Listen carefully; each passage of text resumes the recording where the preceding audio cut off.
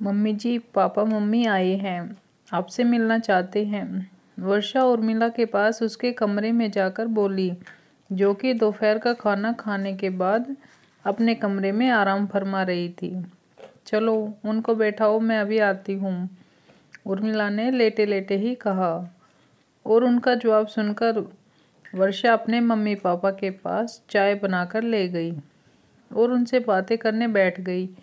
भले सास की नज़रों में उन लोगों का कोई ज़्यादा मान सम्मान नहीं था, लेकिन उसके तो वो अपने मम्मी पापा ही थे।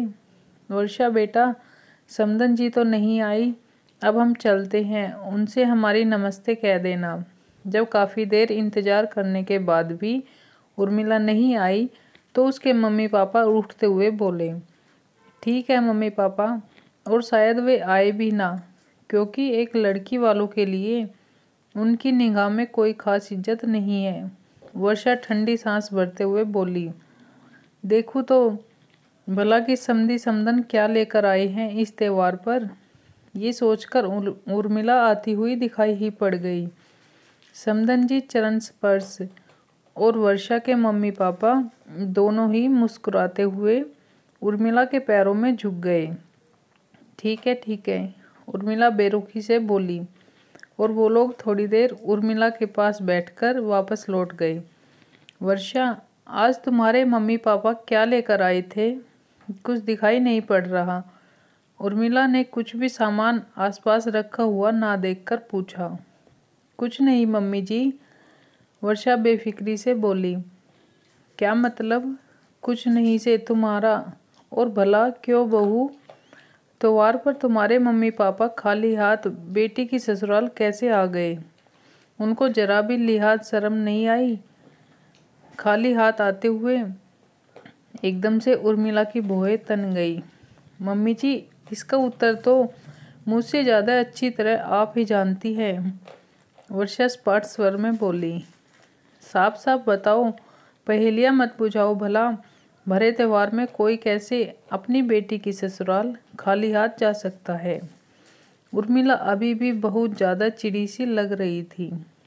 मम्मी जी, हमारे मम्मी पापा शादी से लेकर अब तक जो भी सामान लेकर आए, आपने हमेशा ही उस सामान की लगातार ये कहकर निंदा की कि पता नहीं कैसा भिखमंगे की तरह सामान उठा लाते हैं। इनको तो हमारे स्टैंडर्ड का भी ख्याल नहीं रहता, जबकि हमारे मम्मी पापा हमेशा ही अपनी हैसियत से बढ़कर अच्छे से अच्छा सामान लेकर आए हैं इस घर में। लेकिन आपने हर उनके लाए सामान को हिकारत भरी दृष्टि से ही देखा। पिछली बार भी जब दीपावली पर हमारे मम्मी पापा अपने शहर की सबसे अच्छी मिठाई लेकर आए थे, तब भी आपने उनसे यही कहा कि आपके यहाँ खाते होंगे लोग ऐसी मिठाई। हमारे घर के तो परजे होते काम करने वाले, ऐसी मिठाई नहीं खाते। जबकि उन लोगों के जाने के बाद आपने वही मिठाई नंद रानी के घर शगुन के तौर पर भेज दी थी। बस इसलिए मैंने उन लोगों को साफ साफ मना कर दिया था कि कोई ज़रूरत नहीं कुछ भी सामान लाकर बेमतलब अपमानित होने की। हमारी अमीर सास के पास क्या कोई किसी चीज़ की कमी है जो उनको कुछ चाहिए हो? मैंने बिल्कुल ठीक किया ना मम्मी जी, वर्षा बिल्कुल शांत और स्पष्ट शब्दों में बोली। अब तो उर्मिला से कुछ भी बोलते ही नहीं बना, क्योंकि वर्षा जो कुछ भी बोल रही थी गलत तो नहीं कह रही थी। उर्मिला को उसी सोच विचार में छोड़कर वर्षा अपने काम में जाकर लग गई और उर्मिला निशब्द बैठी बैठी सोचती रह गई कि बेकार ही उसने कहाँ पैरों पर कुल्हाड़ी मार ली।